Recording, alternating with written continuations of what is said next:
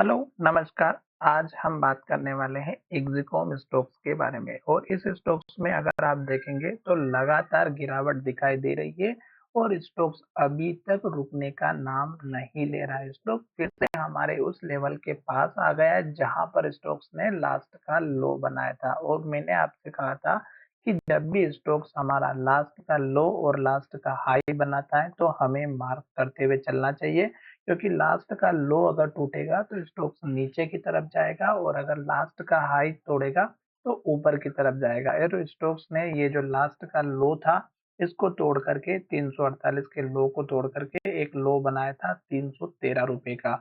और फिर जब स्टॉक्स ऊपर जाने के लिए तैयार हुआ तो स्टॉक्स हमारा 3 दिनों से इस लेवल को ब्रेक नहीं कर पाया, 338 रुपए के लेवल को।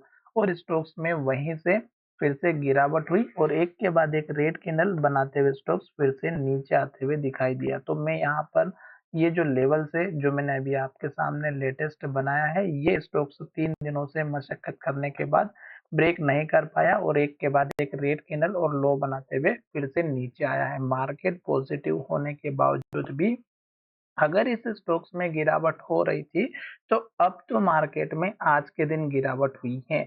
तो अब अगर आप देखेंगे तो 1 या 2 दिन और अगर गिरावट रहेगी तो ये स्टॉक्स हमारा इस लेवल को तोड़ करके फिर से नीचे जाते हुए दिखाई देगा, जो हमारा स्टॉक्स का इम्पोर्टेंट सपोर्ट लेवल था। उसके बाद अगर आप देखेंगे तो छोटे-मोटे लेवल्स और भी मैंने ड्रॉ किए थे, जो कि इस कैंडल के हाई का है 304 रुपए का, फिर इस कैंडल का हाई जो कि 290 का और फिर सबसे इम्पोर्टेंट लेवल इस कैंडल का है 275 के आसपास का। और अगर स्टॉक्स हमारा 275 इस कैंडल के हाई को भी तोड़ेगा तो फिर सबसे इम्पोर्टेंट लेवल रहेगा 250 रुपए के आसपास का, जो हमारे लिए सबसे इम्पोर्टेंट लेवल है।